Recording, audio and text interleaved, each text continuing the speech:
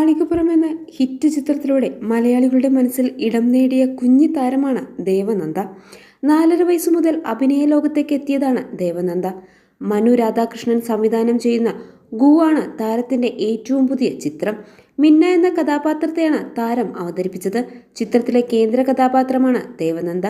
ബാംഗ്ലൂരിൽ നിന്നും മാതാപിതാക്കൾക്കൊപ്പം മിന്ന അവധിക്കാലം ആഘോഷിക്കാൻ നാട്ടിൽ അമാനുഷികതകൾ നിറഞ്ഞ തറവാട്ടിലേക്ക് എത്തുന്നതാണ് ചിത്രത്തിന്റെ കഥ. പിന്നാലെ നടക്കുന്ന സംഭവ വികാസങ്ങളാണ് സിനിമ പറയുന്നത്. ഇപ്പോഴത്തെ ദേവനന്ദയെക്കുറിച്ച് മണിയമ്പിള്ള രാജു ഒരു അഭിമുഖത്തിൽ പറഞ്ഞ കാര്യങ്ങളാണ് ശ്രദ്ധ നേടുന്നത്. മാളികപ്പുറം കണ്ടിറങ്ങിയപ്പോഴാണ് തനിക്ക് തോന്നിയത് അതിലെ കുട്ടി താരത്തെ ഹീറോയിനാക്കി ചെയ്താൽ മലയാളികളെല്ലാം കാണുമെന്ന്. നേരത്തെ മഞ്ജു വാര്യരെ ചൂണ്ടിക്കാട്ടിയായിരുന്നു താൻ ഇങ്ങനെ പറഞ്ഞത്. 6-ാം തമ്പുരാന്റെ ഷൂട്ടിങ്ങിനിടെയായിരുന്നു മഞ്ജുവിനെ പരിചയപ്പെടുന്നത്. മഞ്ജുവിനെ ഹീറോയിനാക്കി സിനിമ ചെയ്യണമെന്ന് താൻ അന്നേ പറഞ്ഞിരുന്നു. അതുപോലെ തന്നെയാണ് ദേവനന്ദയെക്കുറിച്ച് പറഞ്ഞതും. ദേവനന്ദ ഇല്ലായിരുന്നുവെങ്കിൽ ഈ സിനിമാ പ്ലാൻ ഉണ്ടാവില്ലായിരുന്നുവെന്നും മണിയമ്പിള്ള രാജു പറയുന്നു.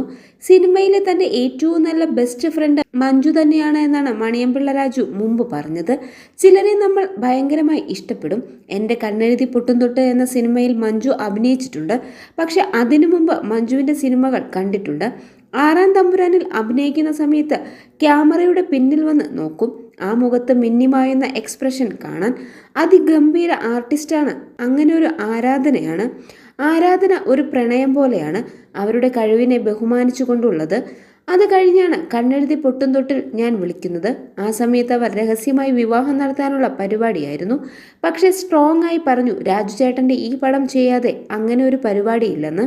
അങ്ങനെ കണ്ണെഴുതി പൊട്ടും തൊട്ട് സിനിമ കഴിഞ്ഞ അടുത്ത ദിവസമാണ് അവർ വിവാഹം കഴിച്ചത്.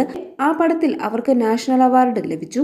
അന്നു തൊട്ടുള്ള ഫ്രണ്ട്ഷിപ്പാണ്. മഞ്ജു എറണാകുളത്ത് വന്നാൽ വിളിക്കും. ഞങ്ങൾ വൈകുന്നേരങ്ങളിൽ ഭക്ഷണം കഴിക്കാൻ എവിടെയെങ്കിലും പോകും. മഞ്ജുവിന്റെ കാര്യത്തിൽ എവിടെ ചെന്നാലും ഒരു കെയറിങ് കൊടുക്കും. കാരണം സാധാരണ നടിമാർ 17 പേരോളമാണ് വരുന്നത്. ടച്ചപ്പ് അത് ഇത് എന്നൊക്കെ പറഞ്ഞ്. മഞ്ജുവിൻ്റെ കൂടെ ആരുമില്ല. ഇനി ഏത് രാജ്യത്ത് ഷൂട്ടിന് വന്നാലും ഒരു അസിസ്റ്റന്റുമില്ല. ഒറ്റയ്ക്ക് നിന്ന് ജീവിച്ച് സ്ട്രോങ് ആയതാണ്. ഇടയ്ക്ക് ഏതെങ്കിലും പടത്തിൽ അഭിനയിക്കാൻ പോകുമ്പോൾ എന്നെ വിളിക്കും.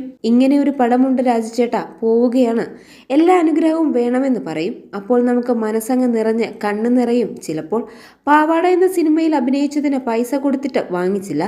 ആ വർഷം ഓണക്കോടി കൊണ്ട് കൊടുത്തപ്പോൾ കണ്ണ് നിറഞ്ഞു. എനിക്കാരും ഓണക്കോടി കൊണ്ട് തന്നിട്ടില്ല എന്ന് മഞ്ജു പറഞ്ഞു. എൻ്റെയും കണ്ണ് നിറഞ്ഞുപോയി.